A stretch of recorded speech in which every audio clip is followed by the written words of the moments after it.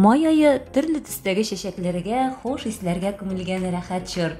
Гаилә һәм мәктәп журналының май айы саны да шулай ук төрле язмаларга бай, эчтәлекле һәм рәхәт журнал булып кулга килеп керде.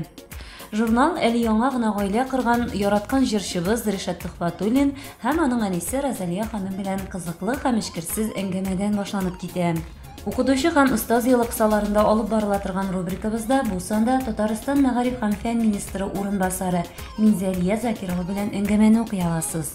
Соңрак мәгариф, гаилә һәм мәктәп журналлары редакциясе тарафыннан оештырылган Туган тел олимпиадасының КФУда узган бүләкләү тантанасыннан алган хис-кичерешләребез белән дә уртаклаштык. Журналыбызда мәктәпкәчә тәрбиягә дә һәрдаим урын бирелә. Бу санда Нурлат шәһәренең Алсу балалар бакчасы эш тәҗрибәсенә тукталдык. Быел Төркиядә булып узган көчле җир тетрәү бер кемне дә битараф калдырмагандыр. Ә бит андагы халыкка ярдәм итүчеләр арасында үзебезнең татар кызлары да бар. Киләсе язма андагы хәлләрне үз җилкәләрендә кичергән милләттәшләребездән. Май аенда умартачыларның күңелле мәшәкатьләре башлана.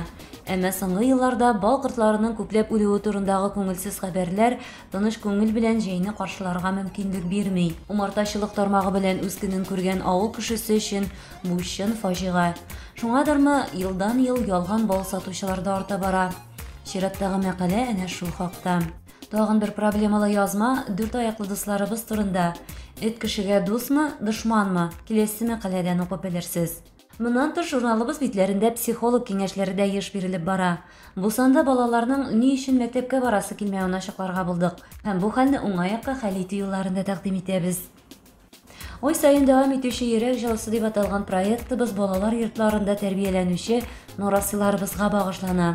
Татарстан мәгариф һәм фән министрлыгы белән берлектә башланган бу проект ярдәмендә үксез балалар үзләренә гаилә җылысын табар дип өметләнәбез.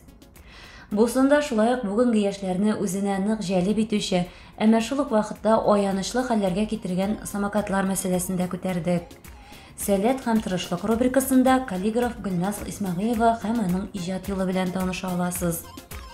Сәнгать яратучыларны, музыка мәктәпләренә йөрүчеләрне, әлбәттә, мин җырларга яратам проекты кысаларында Ринат Мәннән сүзләренә Тәлгать Вәлиев иҗат иткән Сабантуй бәйрәме дигән җырның ноталары сөендерәчәк.